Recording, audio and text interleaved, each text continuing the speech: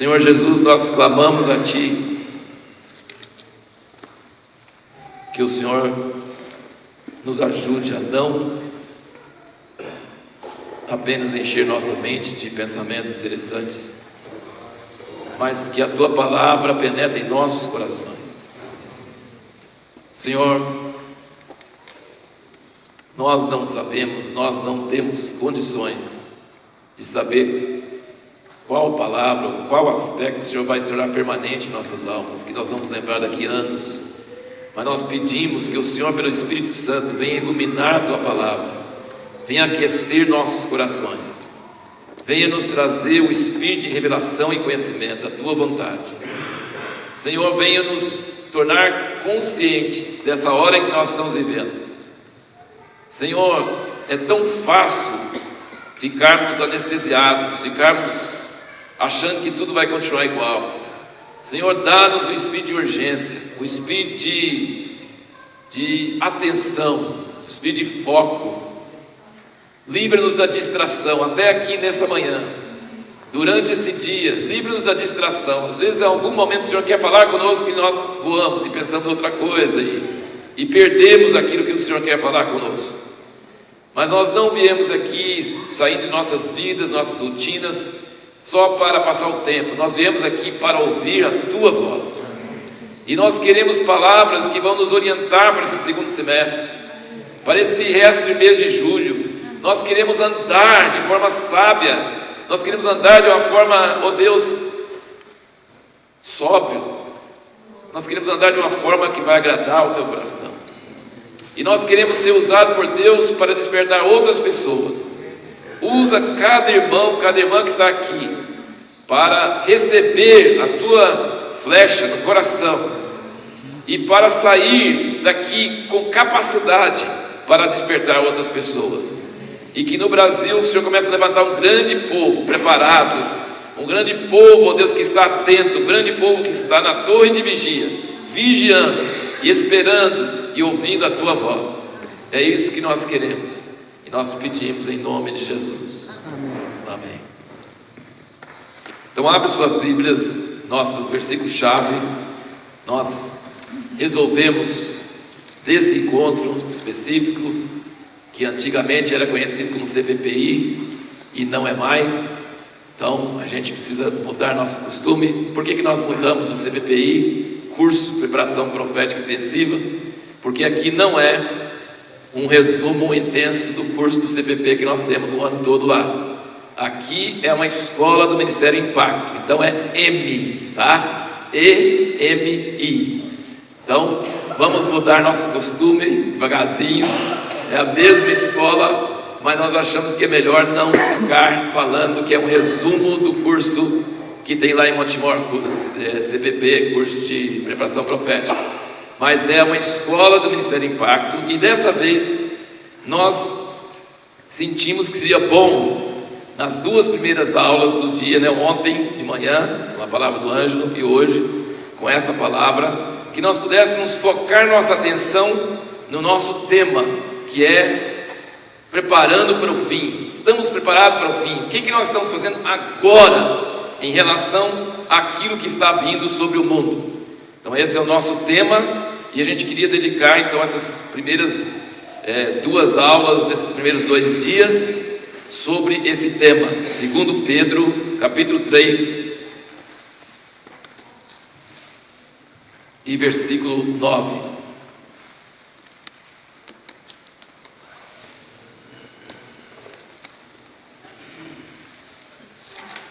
O Senhor não retarda a sua promessa, ainda que alguns a tenham por tardia. Porém é longânimo para convosco, não querendo que ninguém se perca, senão que todos venham a arrepender-se. Virá, pois, como ladrão o dia do Senhor, no qual os céus passarão com grande estrondo, e os elementos ardentes se dissolverão, e a terra e as obras que nela há serão descobertas. Ora, uma vez que todas essas coisas hão de ser assim dissolvidas, que pessoas não deveis ser em santidade e piedade, aguardando e desejando ardentemente a vinda do dia de Deus, em que os céus em fogo se dissolverão e os elementos ardentes se fundirão.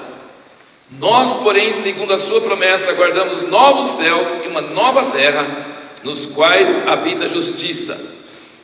Pelo que, amados, como estáis aguardando essas coisas, procurai diligentemente que por eles sejais achados imaculados e irrepreensíveis em paz. Então nós notamos aqui que existe uma certa tendência, e isso é um tema de 2 Pedro. Então 2 Pedro está pensando sobre isso. É 2 Pedro. Pedro está pensando isso no 2 Pedro. Ele está pensando o seguinte, que ele fala antes, os pais falam assim, deixa os avós, bisavós, tataravós, tudo continua o mesmo, então não vai mudar, a terra e os céus continuam. Então ele fala assim, eles ignoram que uma vez já foi destruído pelo dilúvio, há muito tempo, mas está guardado para uma outra destruição. E as pessoas acham que é tardio, passa 1000 anos, passa mais 1000 anos, passa 1000 anos. Ele fala assim, o fato de demorar não quer dizer que não vai acontecer. Já aconteceu uma vez e vai acontecer outra vez. Porém, Deus é longânimo. Deus é longânimo. Ele está querendo que o máximo de pessoas sejam salvas. Bota longanimidade nisso. É muita longanimidade. Mas essa longanimidade não deve ser tomada como se fosse vai toda a vida assim, pode ficar tranquilo, pode descansar. Não, porque de repente, então tem esse período longo e tem o de repente. Virá, pois. Ele falou, mas vai demorar. Não conte com a demora, porque uma hora, quando vier, você vai pensar que vem rápido demais. Parece estar demorando, mas quando vier, vai parecer que foi rápido demais. E por que agora? Por que não demorou mais um pouco? Entendeu? Então ele está dizendo que existem esses dois sentidos. Um, de muito tempo, e as pessoas acham que nem vai acontecer, que está demorando tanto. Mas o outro é que quando vier, vai ser tão forte e tão repentino, que a pessoa vai, puxa, mas já? Entendeu? Já? Entendeu? Então vai assim, vai demorar. E o outro, já? Então vai ter essas duas coisas acontecendo. Isso ele está, é a base de Pedro que está falando aqui. Quando vier, você vai pensar que vem rápido demais. Então, nós precisamos estar preparados para a jornada, para a caminhada, para a aparente demora, mas nós também precisamos estar preparados que vai ter um susto, vai ter um repente, e vai acontecer de uma vez, e não vai demorar. Então, tem essas duas coisas que estão em tensão dinâmica aqui. A outra coisa que eu queria que vocês observassem aqui é a repetição de uma mesma palavra 3 vezes. No versículo 12, porque o nosso tema aqui é como nós devemos viver agora. O que a gente deve estar fazendo agora? Porque a gente não sabe quando vem o de repente, e está demorando, e a gente deve fazer o que agora? Para que quando de repente vier, não nos pegue despreparados. Então temos aqui no versículo 12, aguardando, e em algumas traduções fala apressando. A minha fala desejando ardentemente, mas eu olhei no original e é apressando mesmo. É apressando a palavra. Eu vou até citar alguns casos onde essa mesma palavra aparece. Apressando não é desejando ardentemente, é apressando mesmo.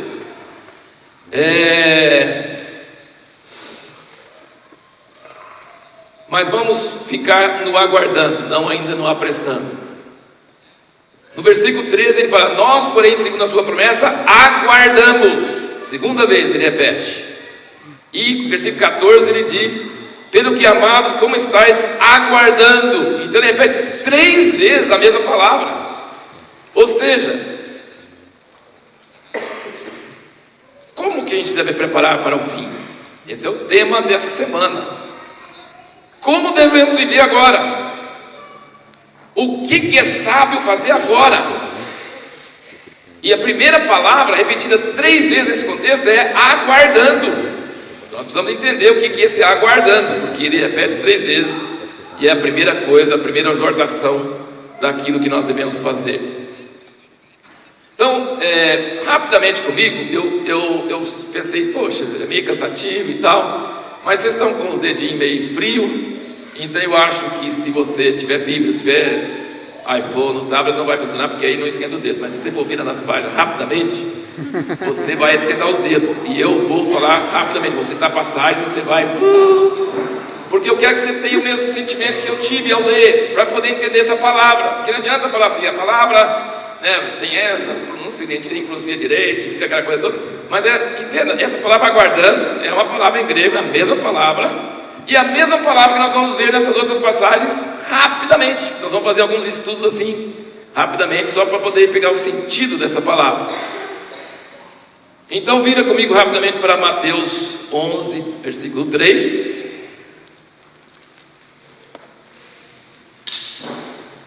Se não quiser virar também, você pode ir só anotando as referências e ouvindo, porque nós vamos ser rápidos. Eu não vou esperar todo mundo achar o lugar, tá? Nós vamos ser bem rápidos, senão isso vai tomar tempo demais e não vai ser prático para nós. Mateus 11, versículo 3. Começando 2. Ora, quando João no cárcere ouviu falar das obras do Cristo, mandou pelos seus discípulos perguntar-lhe: és tu aquele que havia de vir, ou havemos de esperar outro? Ou seja, a palavra aguardar lá é a palavra esperar aqui, que era o Messias. Você é o tal, é o cara que ia vir, ou nós devemos esperar outro? Então, esse aguardar é esperar o Messias. Capítulo 24, Mateus, versículo 50.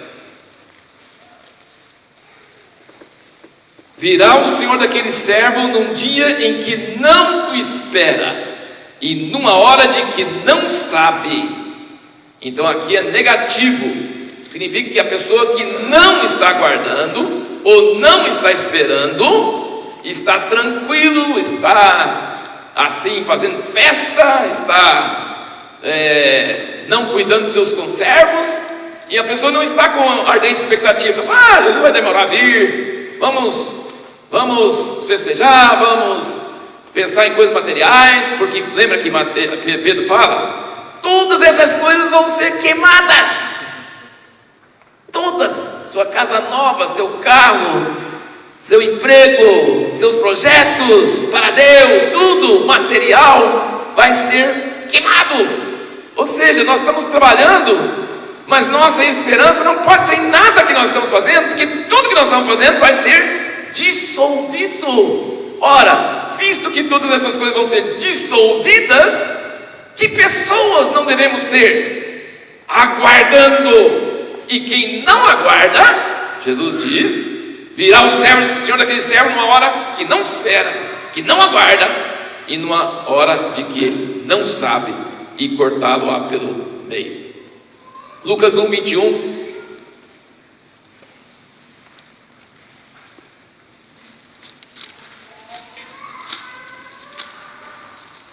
O povo estava esperando Zacarias e se admirava da sua demora no santuário. Ele entrou lá para oferecer incenso. Vai lá, oferece incenso e sai. O cara não sai mais. O povo, cadê o cara? Ele não sai. Será que morreu lá dentro? Aí ele saiu e ficou assim. Ele não conseguiu falar, estava mudo. Percebe? Eles não estavam assim esperando. Uma hora ele sai. Quando ele resolver, ele sai. Não. Estavam esperando Zacarias sair, e ele não saía. Cadê o cara? Cadê ele? Cadê ele? Lucas 3,15.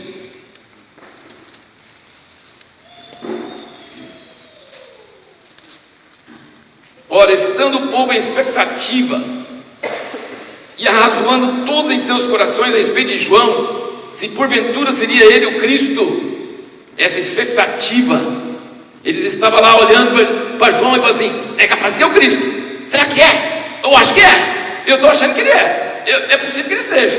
Então, percebe? Estando todo mundo na expectativa. Será que João é o Cristo? Será que ele é? Talvez seja. Não sei. Capaz. Pode ser. Entendeu? Será que Zacarias sai? Será que ele morreu? Como é que ele está? Percebe como é que é o negócio? Aí guardar não é uma coisa. Eu estou guardando. Uma hora sai. Não. É uma expectativa de alguma coisa que você entende que vai acontecer logo, precisa acontecer. Será que é? Será que não é? Lucas 7, versículo 19. Esse nós já vimos, né? João perguntando para Jesus.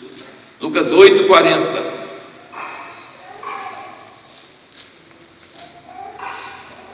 Quando Jesus voltou, a multidão o recebeu, porque todos o estavam esperando. Quando Jesus voltou, a multidão o recebeu, porque todos o estavam esperando. Atos 3:5.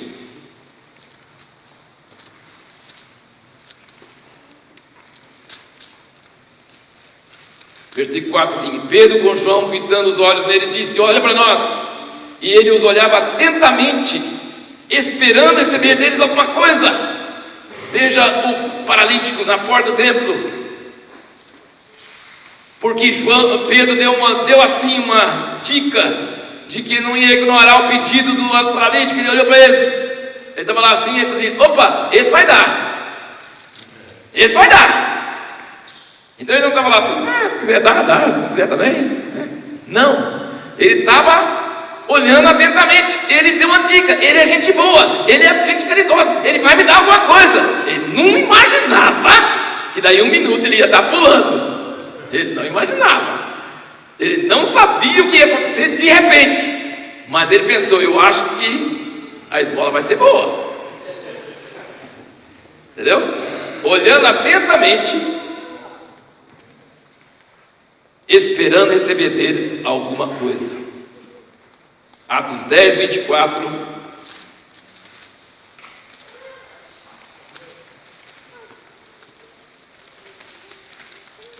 No outro dia entrou em Cesareia, e Cornélio os esperava, tendo reunido seus parentes e amigos mais íntimos. Cornélio teve uma visão de um anjo 3 dias antes. O anjo falou, deu o endereço do Simão lá, que estava morando na casa, estava hospedado na casa de Simão, chamou ele, e ele tinha tanta fé que esse Simão existia e que estava no endereço, e que ele fez o cálculo: bom, ele gasta tanto dia para eles irem lá, depois gasta tanto tempo para ele voltar para cá. Ele já tinha reunido, não tinha celular, não tinha telefone, não tinha jeito de saber nada, mas ele já tinha reunido os parentes todinho. Vai chegar, porque o anjo me falou que tem um tal de Pedro e que está na casa de Simão, e gastou um dia para ele chegar lá, depois um dia para ele chegar aqui, então eles vão chegar mais ou menos nessa hora. E estava todo mundo reunido esperando ele chegar. Só que eles não esperaram ele terminar a mensagem. No meio da mensagem, o Espírito Santo caiu. Pedro chegou lá com má vontade. Você sabia que ele devia estar aqui, não devia estar na casa de gentil. Eu vou pregar o evangelho para você, mas nem sei para que eu vou pregar. Tinha Jesus e tal, e tal, e tal, e tal. E o Espírito Santo caiu e ele, Pedro ficou mais assustado do que os próprios gentios. Ele falou: tem que batizar esse pessoal, né? Esse é o jeito, né? Não tem jeito. Mas você vê o que é essa expectativa. E Atos 28, versículo 6.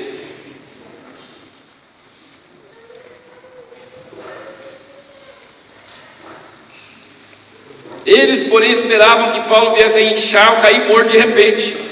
Mas tendo esperado muito tempo e vendo que nada anormal lhe sucedia, mudaram de parecer, diziam que era um Deus. Imagina o cara, sai do navio, vai catar lenha, vem uma cobra das mais venenosas, ele faz assim, ó, e a cobra cai no fogo, e ele fica olhando: vai cair, vai inchar, vai cair agora. Não caía. Então, todas essas passagens são esse uso do aguardar. Eu espero que a palavra aguardar tomou um sentido novo para vocês, amém? Você pensa em aguardar. O que Jesus quer que a gente faz antes da volta dele? Aguardar. Então pensa que jeito que é para aguardar. São essas imagens da palavra que a palavra aguardar deve nos transmitir. Vamos agora para a palavra apressar, que é a segunda palavra aqui, mas é mencionada só uma vez, mas fala assim: aguardando e apressando. Apressando não quer dizer que nós vamos apressar a vinda, não é nesse sentido, é que nós vamos nos apressar para a vinda, tá? Nós vamos nos apressar porque tem pouco tempo, vai acontecer de repente, tudo vai se resolver, Então nós precisamos aguardar e apressar, tipo, tem uma grande festa e vai vir muitos convidados e as mesas não estão preparadas ainda, e vai chegar de repente, eu não sei que hora, então todo o tempo é pouco. Corra, traga os fogos, traga as coisas, anda para cá, anda para lá. Então sim, o esperar e apressar significa que a urgência, o esperar não é sentar e ficar esperando, mas é esperar ativamente, com pressa. Lucas 2,16, só rapidamente para a gente pegar um pouquinho do sentido dessa palavra apressar, como ela é usada aqui. Lucas 2,16.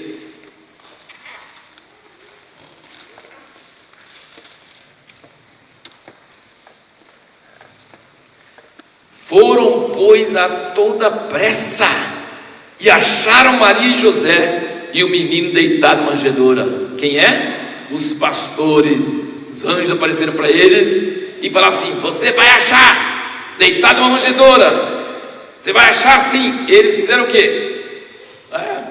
Vamos esperar ele crescer, que chega até nós. Não, eles apressaram para achar o menino Jesus. Lucas 19:5.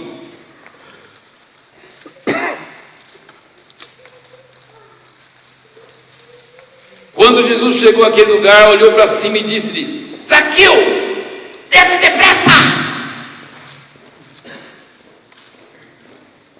porque importa que eu fique hoje em tua casa.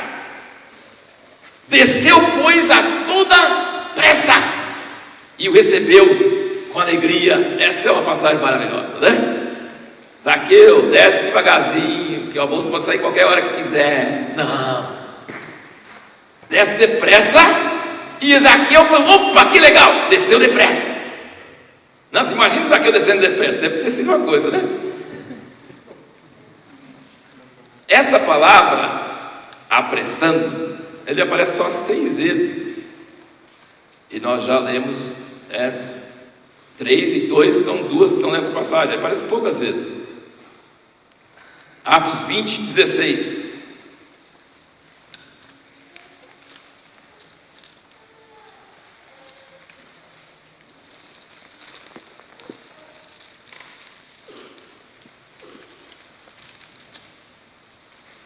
Porque Paulo havia determinado passar ao largo de Éfeso para não se demorar na Ásia, pois se apressava para estar em Jerusalém no dia de Pentecoste, se lhe fosse possível.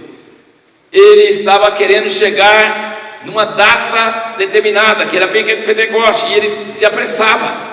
Ele não apressava a data não tinha jeito de apressar. Ele apressava para poder chegar em tempo, porque navio naquela época, em viagem naquela época era difícil. E você, eu passar em Éfeso, eu vou ficar envolvido com os irmãos lá e eu vou me atrasar. Então eu vou passar rapidamente para poder chegar logo lá. Atos 22:18.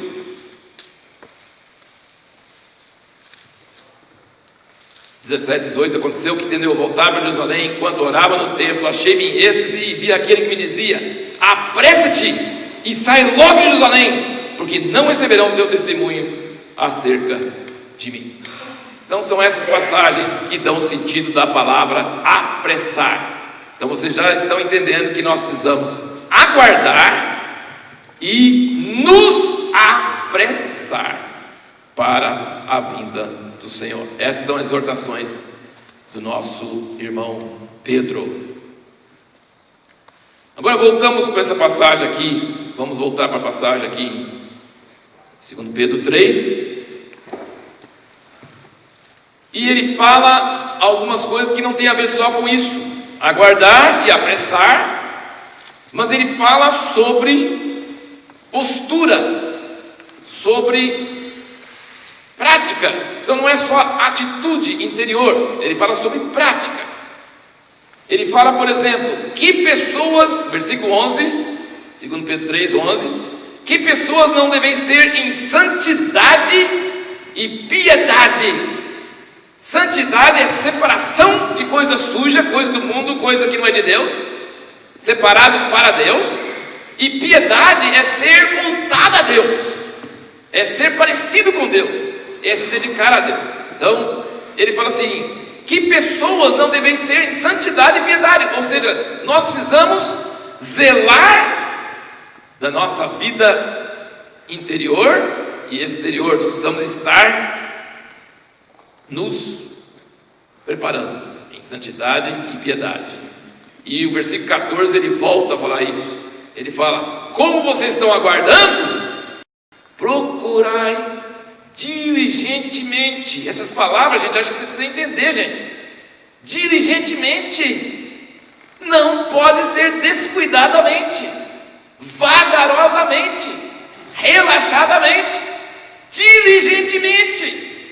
Gente, uma empresa não funciona se o dono é relaxado, não presta atenção nos sinais. Está tudo indo bem agora, mas daqui a um ano não vai. Tem que prestar atenção, tem que ficar em cima, você tem que estar atento. Nada funciona bem com relaxo, com descanso, com assim apatia, com desleixo. Não. Diligentemente. O que é que a gente tem que ser diligentemente? Que por eles sejais achados imaculados, irrepreensíveis em paz. Então, eu queria resumir esses dois aspectos que Pedro está falando aqui em foco, que significa aguardar e apressar. Foco, atenção, expectativa, desejo ardente. É o Cristo, não é? Quem é? Como é? Quando é? Que hora? Que jeito? O que precisa? Como vai ser? Quais sinais? Tem algum sinal? Tem um barulho lá fora? Está pisando no cascalho?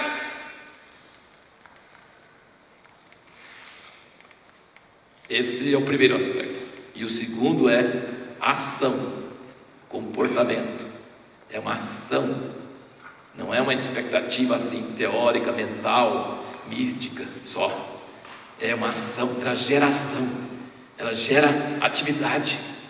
Eu preciso me santificar, eu preciso ser achado imaculado, eu preciso estar sendo aplicada a obra da cruz, eu preciso estar, como foi orado de manhã, purificado, eu preciso estar cooperando com Deus nesse processo de purificação e santificação.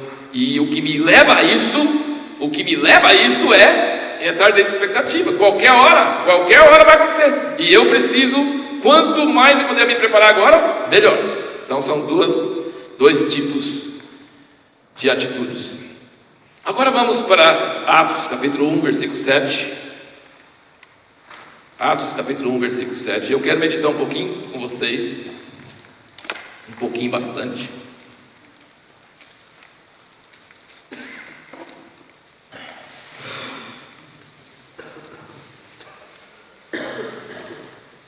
Sobre o tempo do fim, sobre tempos e épocas, sobre a estratégia de Deus, sobre como Deus trabalha na história, qual a atitude dele, qual a mentalidade dele. Ele não é um Deus que age aleatoriamente, ele é um Deus muito organizado, parece caótico, mas não é. E nós precisamos entender que visão que a Bíblia nos dá sobre isso. E aí, no versículo 6, Atos 1,6 diz: aqueles, pois, que se haviam reunido, perguntavam-lhe, dizendo: Senhor, é nesse tempo que instauras o reino em Israel? O Senhor já morreu, já ressuscitou, agora está na hora, né? Agora deu, né? A gente não entendia antes, mas agora entendeu. O Senhor morreu, ressuscitou, agora é o tempo, né? O tempo todo ele estava falando: é o tempo, quando é que vai ser, quem vai sentar, sua direita, sua esquerda e tal, o tempo todo. Agora você, Jesus, agora a gente entendeu, morreu e ressuscitou, agora é o tempo, né? E qual a resposta de Jesus? Respondeu-lhes: a vós não vos compete saber os tempos ou as épocas que o Pai reservou à sua própria autoridade. Então ele disse que nós não podemos saber os tempos e as épocas. E essa palavra tempo é cronos, e a palavra época é kairos. Então, tempos e épocas. Em algumas Bíblias fala estações, porque na verdade é a mesma palavra usada para estações. Tipo primavera, outono, né? Estações. E agora vira comigo para Mateus 16, Jesus dando uma bronca nos fariseus. Mateus 16, versículo 1. Então chegaram a ele os fariseus e os saduceus, e para o experimentarem, pediram-lhe que lhes mostrasse algum sinal do céu. É interessante, a gente vive aprendendo coisas. Eu falei assim, mas que fariseu burro. Jesus está fazendo sinal o tempo todo, curando enfermos, fazendo milagres que não podia acontecer, e eles pedem um sinal. Mas os rabinos sabiam que sinal de cura, de coisa assim, os magos no Egito também fizeram. Poderia haver feitiçaria, eles criam em feitiçaria, existia. Então o fato de fazer sinais, para eles não queria dizer que é de Deus, que ele era o enviado de Deus. Eles queriam um sinal de Deus para mostrar que Jesus é o Cristo. Então, mostra o sinal de Deus, porque esses outros sinais, isso aí para nós não convence. E nem Jesus na resposta disse que esses sinais convenceriam. E Jesus na resposta disse: não mudar nenhum sinal, senão de Jonas, se quiser. Vou ficar enterrado 3 dias, depois eu levanto. Aí é sinal. Ou seja, o sinal que prova que Jesus é o Cristo é a ressurreição dentre os mortos. Sem a ressurreição de Jesus não pode ser declarado o Cristo. Mas com a ressurreição dos mortos, sim. Aquele é o sinal. Então, Jesus falou: não vou dar nenhum sinal para vocês. Mas olha o que ele fala na resposta, isso é interessante. Ele respondeu e lhes disse: ao cair da tarde, dizeis, haverá um bom tempo, porque o céu está rubro, e pela manhã, hoje haverá tempestade, porque o céu está de um vermelho sombrio. Ora, sabeis discernir o aspecto do céu, e não podeis discernir os sinais dos tempos? Então, ele está dizendo: como vocês têm meteorologia, e vocês não sabem discernir que está na cara o que está acontecendo agora? Sinais dos tempos. Olha, tem uma versão um pouquinho diferente em Lucas 12 sobre isso. Ele fala assim: não sabeis discernir os sinais dos tempos. Lucas 12, falando sobre o mesmo episódio, Lucas 12, versículo 54. Dizia também às multidões: quando vedes subir uma nuvem do ocidente, logo dizeis, lá vem chuva, e assim sucede. E quando vedes soprar o vento sul, dizeis, haverá calor, e assim sucede. Hipócritas, sabeis discernir a face da terra e do céu, como não sabeis então discernir este tempo? Está no outro para sinais dos tempos, e ele falou: discernir este tempo. Vocês estão prestando atenção? Levanta aí as suas anotações, deixa eu ver sua carinha para ver se vocês estão prestando atenção. Vocês estão prestando atenção? Estão prestando atenção? Vocês viram uma contradição nessas passagens? Não compete a vós saber os tempos ou as épocas. Hipócritas, vocês não estão discernindo o tempo? Jesus resolve o que você quer, né? É para saber os tempos ou não é para saber os tempos? Não nos compete saber os tempos ou as épocas que o Pai reservou a sua exclusiva autoridade. E depois: hipócritas, como é que vocês não estão vendo os sinais do tempo? Como é que vocês não sabem qual o tempo que é esse? Aí você fica com essa pergunta. Você estava com essa pergunta ou não estava com essa pergunta ainda? O Tico Teco ainda não estava conversando o suficiente, né? Precisa pensar sobre isso. É para saber ou não é para saber? Só Deus sabe? Ou a gente precisa saber? A gente precisa entender esse negócio. Entender isso. E aí eu fiquei pensando e fiquei estudando, e isso aí me empolgou bastante. Aí fiquei assim, vendo muitas passagens e muitas definições de palavras, mas eu achei um negócio que eu nunca tinha entendido, e eu queria que vocês prestem bem atenção nisso. Tem uma versão da Bíblia em grego, do Velho Testamento, que se chama Septuaginta, que foi 70, disse que foi 70 tradutores, mas não sei se foi 70 não, mas a lenda era que os 70 tradutores estavam todos separadinhos. 72 não conseguem fazer isso. Os 70 foram inspirados por Deus para traduzir o hebraico para o grego, e quando foi olhar a versão, era idêntico. Isso é lenda, não é verdade. Existem muitos milagres, mas esse aí, até Deus te dando um sorriso, não dá certo. Porque Deus poderia fazer, mas 70 carinhos igual a nós, de jeito não dá. Mas essa versão é muito respeitada, inclusive era usada no Novo Testamento e citada pelos apóstolos e pelos escritores do Novo Testamento, porque eles tinham acesso a uma versão em hebraico mais antiga do que as nossas versões que a gente tem hoje. Então ele é muito útil. Então quando você vê como eles vertiam as palavras em hebraico para o grego, dá uma dica às vezes de como funciona a coisa. Então vamos ali para Gênesis, a gente vai para Gênesis 1, versículo 14. Sejam eles para sinais e para estações, e para dias e anos. Essas palavras usadas para sinais e para estações são palavras muito importantes, palavras sementes, usadas no resto da Bíblia, e tem muito a ver com esse tema que nós estamos estudando. Mas a palavra estações é uma palavra em hebraico que na Septuaginta é kairos, tá? É a palavra kairos. Estações. Então estações não é só o sol e a lua para determinar quando vai ter primavera, outono, verão, inverno, não.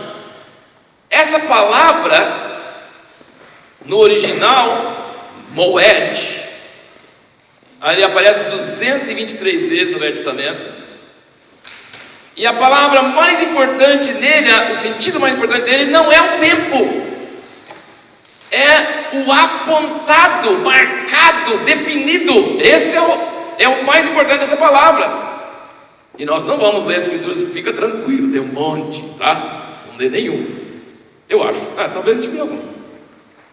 Mas ele inicialmente nem se referia a tempo só, ele referia a lugar, a encontro, a festa, a uma coisa específica. Ele tem um sentido, por exemplo, o tabernáculo do encontro marcado, é essa palavra, do encontro marcado. Estações, essa palavra aqui, ele aparece zilhões de vezes aí, porque tabernáculo de encontro, que ele chama, em algumas traduções, tabernáculo da congregação. Essa congregação é totalmente errada, porque ele é o lugar do encontro marcado, ou seja, ele é um lugar definido, uma hora definida, uma coisa definida para Deus encontrar com o homem. Então eu quero que vocês entendam comigo, assim, meditem comigo um pouquinho sobre a mentalidade de Deus, como Ele planeja a história, como Ele trabalha. Ele gosta de uma rotina, de uma repetição, de um cronos, todo ano, repetindo, verão, outono, inverno, vai. Ele gosta de rotina, sequência, continuidade. A gente fica muito digital nessa era, que é tudo rápido. Tem coisa que não dá para vir rápido, tem coisa que tem que madurar. É claro que uma criança em 9 meses é muito rápido, mas gasta 9 meses. Semente não brota assim visivelmente, digitalmente. Ele demora, mas ele cresce. Coisas de valor que Deus vai fazer em nossas vidas gastam tempo. Ele fala assim: não pensa que Deus esqueceu, que não vai fazer mais nada. Ele é longânimo, não querendo que ninguém se perca. Passa 1000 anos, vai com longanimidade nisso. Mas Deus é longânimo. Então existem momentos na nossa vida que ele fala: Deus, não está fazendo nada, não está acontecendo nada. Ele fala assim: calma, o que eu estou fazendo não faz assim, o que eu estou fazendo gasta tempo. Mas ele é um Deus também que gosta de surpreender, ajustar, intervir, mudar tudo de uma hora para outra. Cansei, não quero mais assim. Depois eu falo: mas agora vamos voltar para a calma de novo.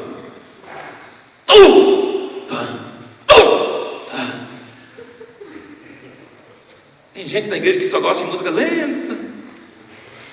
Tem gente que só gosta de música lenta. Tem gente que gosta de drama nos filmes. Tem gente que gosta de ação. Mas Deus gosta dos dois. Glória a Deus. Ele não é só dos rápidos e nem só dos devagar. Ele é dos dois. Todo texto que se preza tem palavra, ponto. Palavra, vírgula, palavra. Interrogação. Palavra. Exclamação. Agora tem gente, eu já mudei bastante, eu gostava só de exclamação, interrogação. Eu não gostava desse palavra. Não, isso cansa. Mas já pensou um texto só de ponto, de vírgula e exclamação? Não, o que dá sentido para o ponto, a vírgula, a exclamação é o texto. Tem que ter uma calmaria para poder dar uma explosão, né? Depois da explosão tem que ter uma calmaria. Deus gosta dessas coisas. E Ele tem tempos determinados. Essa é a tradução correta de Kairos. Tempo determinado. No meio da história não vai ficar só desde os pais dormirem, vai continuar a mesma coisa. Não. Vai ter momentos onde vai ter mudança, onde vai ter repente, onde tudo será dissolvido. Vai ter momentos que vai mudar tudo. Então, nós precisamos entender que Deus tem um quartel-general lá no céu. Ele tem uma grande mesa. E Ele tem mapas. E Ele tem pontinhos.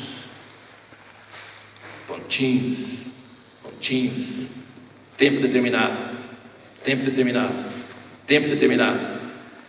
E não só tempo, Ele tem lugares determinados. Ele tem pessoas determinadas. Deus é um estrategista. Deus é uma pessoa. Um dos grandes títulos dele na Bíblia é o Senhor dos Exércitos. O Senhor dos Exércitos. E se Ele é o Senhor dos Exércitos, significa que Ele é o comandante geral. E Ele não vai passar esses mapas para ninguém. Ele vai reter toda informação sigilosa. Ele vai manter sob seu controle. Ele não vai deixar que ninguém manipule, controle. Não. Ele é o Senhor dos Exércitos. Vocês conhecem nos filmes, por exemplo, quando alguém quer ter acesso a uma informação que está acima do nível dele de acesso? Vocês conhecem esse negócio? Né? Na CIA, no FBI, na Mossad, todos esses negócios. É muito perigoso as informações ficarem na mão de todo mundo. É até para a segurança do próprio agente. Quando ele for torturado, se ele nem sabe, ele não pode falar, não é verdade? Ele não pode saber todas as coisas, ele tem que saber. E aí vem um negócio chamado need to know. Ou seja, você só vai ficar sabendo se você vai fazer alguma coisa a respeito.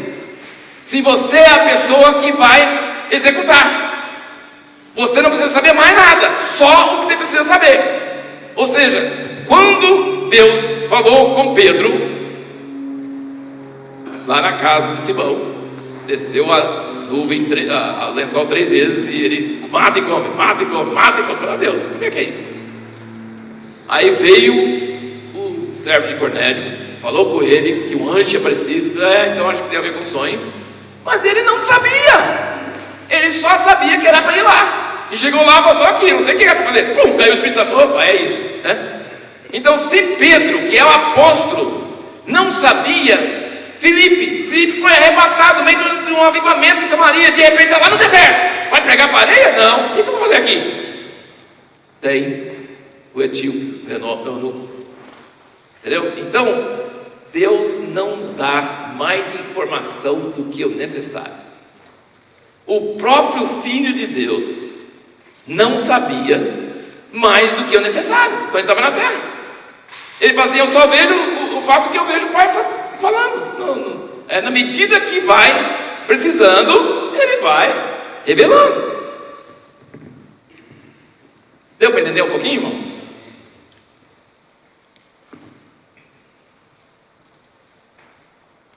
Esse assunto é fascinante. Esses versículos que usam essa mesma palavra são fascinantes, viu, gente? São coisas assim tremendas. Mas eu acho que nós não podemos tomar tempo agora para isso. Mas você pode, depois eu posso passar esses versículos, a gente pode colocar as referências onde isso está, para você meditar, porque é muito forte.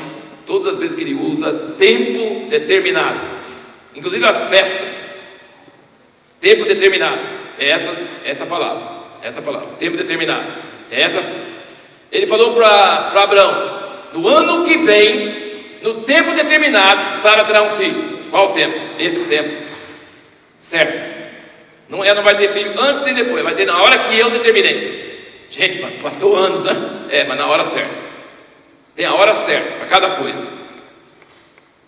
Tem a hora marcada por Deus, a hora separada por Deus.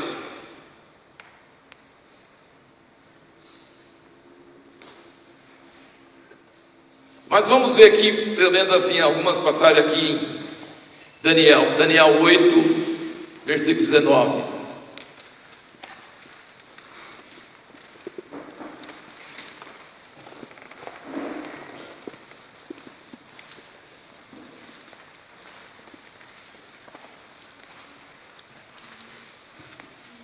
E disse: eis que te farei saber o que há de acontecer no último tempo da ira, pois isso pertence ao determinado tempo do fim. Daniel 11, 27.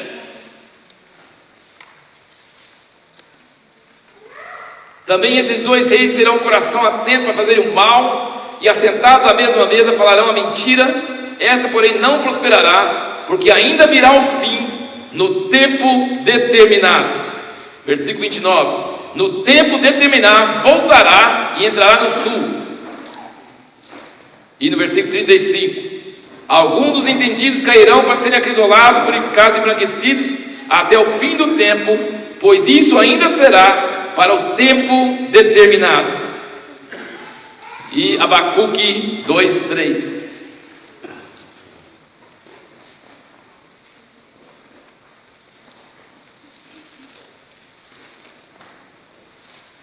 Pois a visão é ainda para o tempo determinado, se apressa para o fim, ainda que se demore, espero-o, porque certamente virá, não tardará.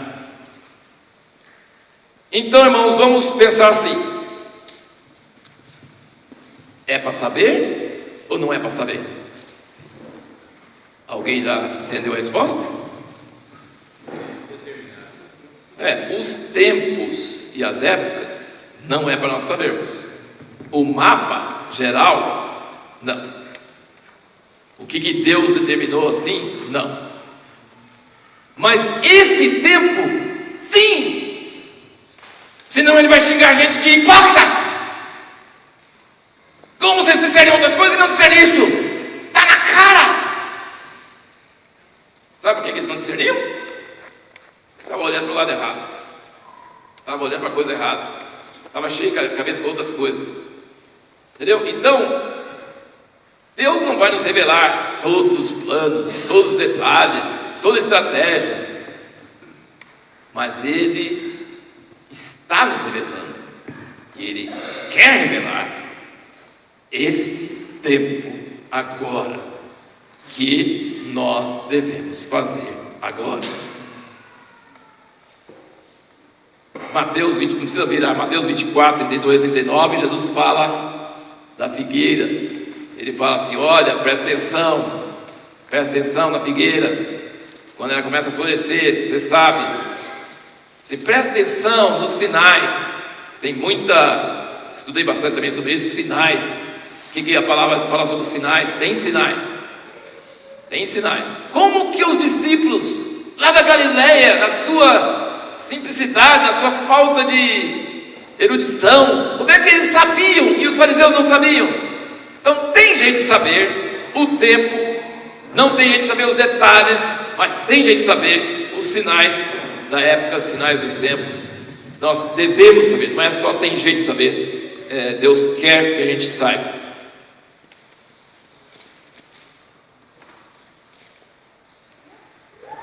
Nós temos poucos minutos ainda, uns 10 minutinhos, então vamos só tocar na superfície do que eu acho, do que eu sinto, do que eu vejo, que é esse tempo que nós estamos vivendo agora, que Deus quer que a gente saiba. Deus quer que a gente saiba qual é o tempo. Vira comigo para Joel capítulo 2.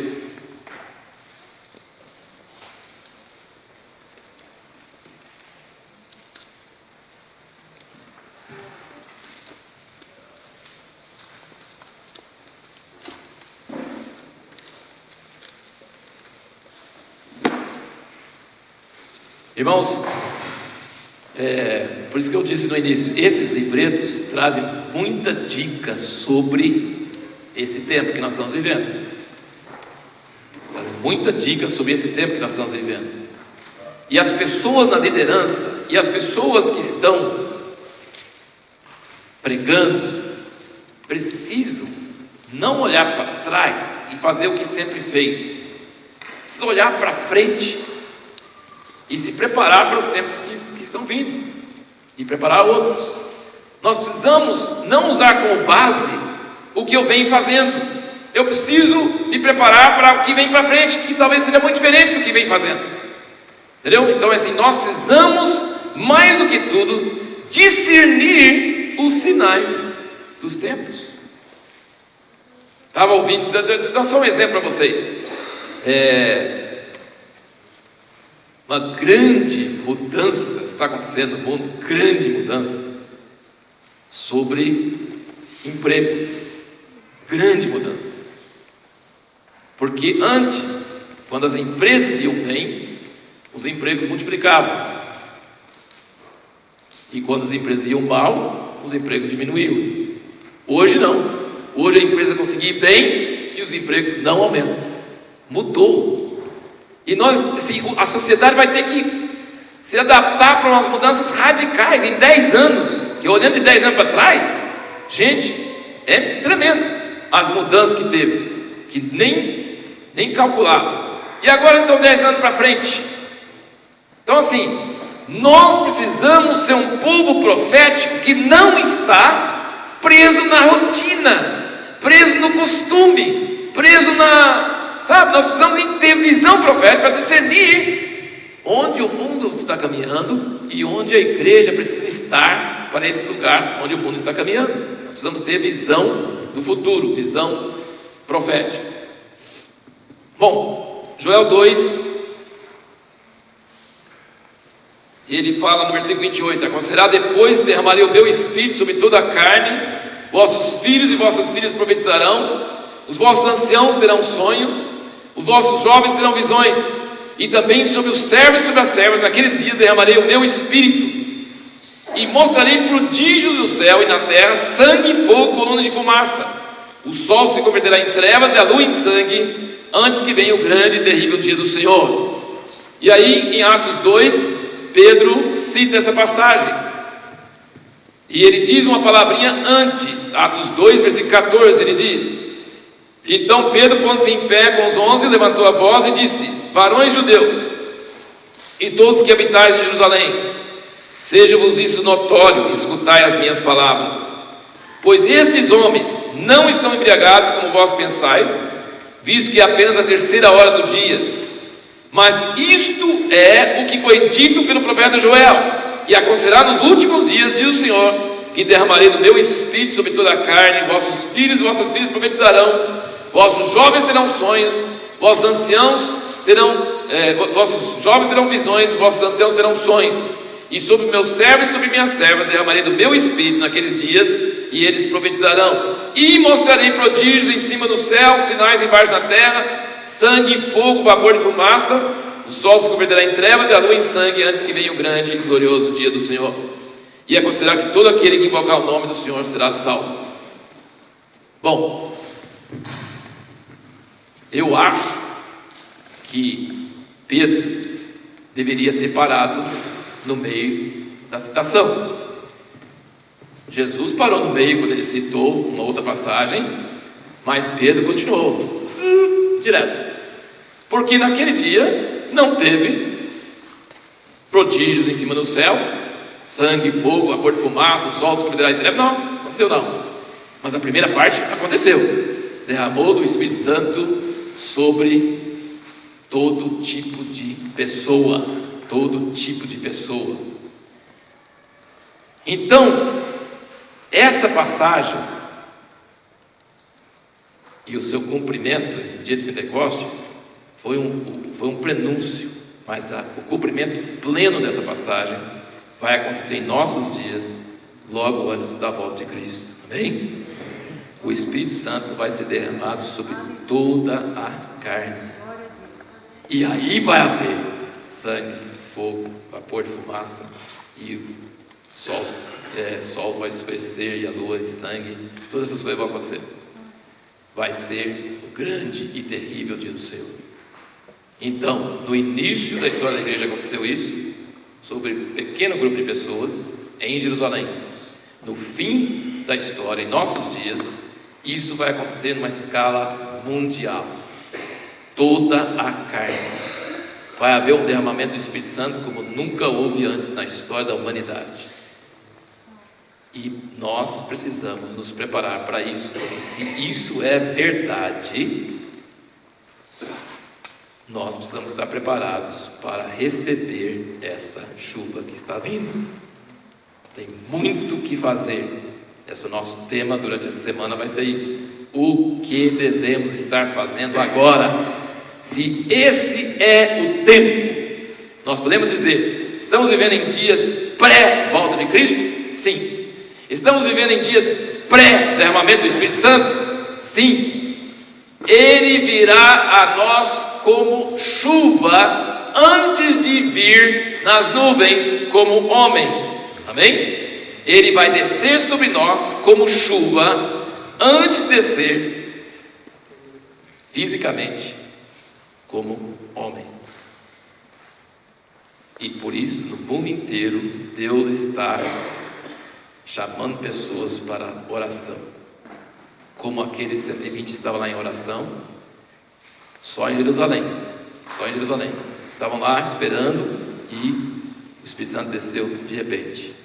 Hoje Deus está levantando lugares de oração globalmente, mundialmente, porque não vai cair só em Jerusalém, vai cair em toda a terra. Gente, pensa só um minutinho comigo. O islamismo existe há séculos, milênios, né? De 600 até 1600 já era 1000 anos. De 1600 até 1979, o islamismo não incomodava ninguém, não causava problema para ninguém. Era igual os católicos do Brasil, não incomodava ninguém. Meu pai era católico, meu avô era católico, meu bisavô era católico, não normal. O islamismo estava dormindo, hibernando por séculos, centenas de anos. De repente, 1979, aparece no fundo do abismo um cara que tinha a cara mesmo e tinha a unção também. Khomeini. Esse cara teve quase o poder maior que Maomé. Ele ressuscitou uma religião dormente. Ele deu vida, ele deu carro, ele deu missão. E aqueles milhões de pessoas que eram muçulmanos meio assim, foram vivificados, tiveram um avivamento. E isso foi em 1979. Hoje, o que está acontecendo no mundo? Olha o que um avivamento de uma religião pode fazer. Irmãos, a igreja do jeito que está, não é páreo para isso, de jeito nenhum. A igreja está acuada, está assim, cambaleando. E se ela não está morrendo, sendo martirizada e fugindo, ela está dormindo no ocidente, cheio de, sabe, não vai chegar aqui, não vai nos atingir. Esse povo não é páreo para esse poder do islamismo avivado. Mas Deus tem um Kairos. Deus tem um momento determinado. Deus está dizendo: espera para ver o que eu vou te mostrar agora. Ele fala assim: só que não pode ser assim, sem gestar, sem haver uma gestação. Não pode acontecer assim de graça. Não. Eu vou ter núcleos de oração no mundo inteiro, o povo clamando. Eu vou ter para-raios em todo lugar, preparando para quando vem essa tempestade de raios. E esses para-raios vão atrair esses raios em todo mundo. E de repente vai levantar sobre a face da terra um povo cheio de paixão, sem medo da morte. Jesus falou: espere em Jerusalém, até que do alto sejais revestidos de poder. Aqueles discípulos medrosos ficaram intrépidos só com a descida do Espírito Santo. E durou até hoje o poder que foi descer aquele dia. Deus muda a história. Vocês creem nisso, irmãos? Amém. Deus muda a história. Para Jesus voltar, precisa de uma igreja global, cheia do Espírito Santo, como foi no dia de Pentecoste. E o diabo vai ser pego de surpresa, e o mundo vai olhar para: mas de onde apareceu esse povo? Esse povo era tudo normal, esse povo era tudo nada. De repente, indiano, chinês, indonésio, africano, brasileiro. Chinês já está pouco. Já pensou o poder que vai ser liberado no mundo quando ele vier sobre nós como chuva? Então, tem serviço para nós agora. Tem o que fazer agora. Essa é a meteorologia espiritual.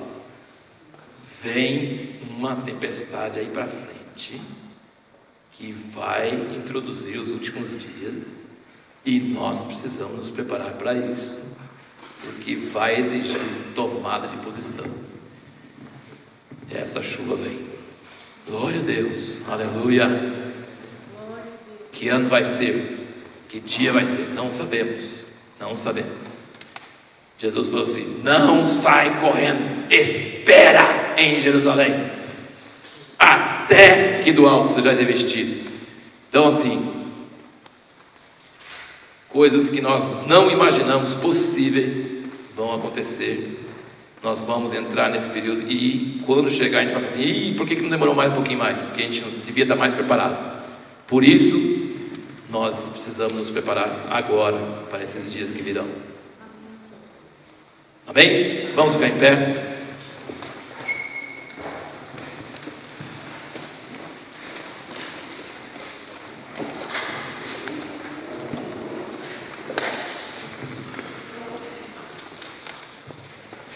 Glórias ao teu nome, Jesus. Aleluia. Senhor, transforma a tua palavra em nossos corações em energia. Transforma a Tua palavra em nossos corações em mudança de planos.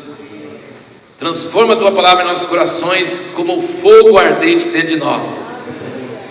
Senhor, transforma a Tua palavra em nossos corações em algo que gera ação, em algo que gera mudanças. Senhor, nós queremos ser mudados pela Tua palavra. Abre nossos olhos, acorda-nos do sono. Não queremos só ficar aqui uns dias assim, impactados com a palavra, pelo ambiente, pela oração, e depois voltar para a nossa vida do mesmo jeito. Mas nós queremos voltar para nossas vidas com algumas posições, com alguns planos, com algumas mudanças práticas. Senhor, nós queremos levantar altares, nós queremos levantar focos, onde essa palavra é renovada, onde essa palavra é exortada, onde essa palavra é orada. Senhor, ó Deus, enche o Brasil de para-raios, enche o Brasil de norte a sul, 5.000 municípios desse país, enche com para-raios, ó Deus, para-raios regionais, para-raios de cada município, para-raios em cada lugar, para que os raios do Teu Espírito encontrem lugar, um lugar receptivo, um lugar preparado, corações preparados para a Tua volta.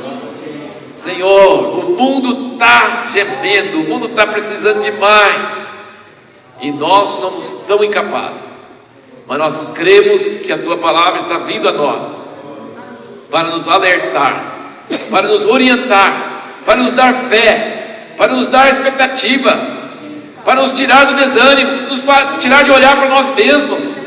Ajuda-nos a parar de olhar para nós mesmos, ajuda-nos a parar de nos menosprezar, ajuda-nos a parar de sentir condenação.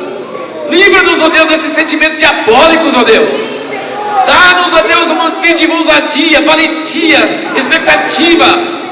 Dá-nos uma convicção do Teu amor por nós, a Tua expectativa em nós, a Tua fé em nós. Ó Deus, livra Teu povo dessa cara de gente ruim, gente acabada, gente que não tem valor, Senhor. Dá-nos, ó Deus, um rosto descoberto, Senhor, de expectativa, de esperança, de alegria. Temos cometido tantos erros, temos cometido tantas asneiras, mas o Senhor é grande em perdão, o Senhor é grande em poder. Glórias ao Teu nome, Senhor. Louvamos a Ti, Senhor, e pedimos que o Senhor nos fale nesses dias cada vez mais, nos torne sensíveis à Tua voz, Senhor, em nome de Jesus. Aleluia, Jesus. Aleluia.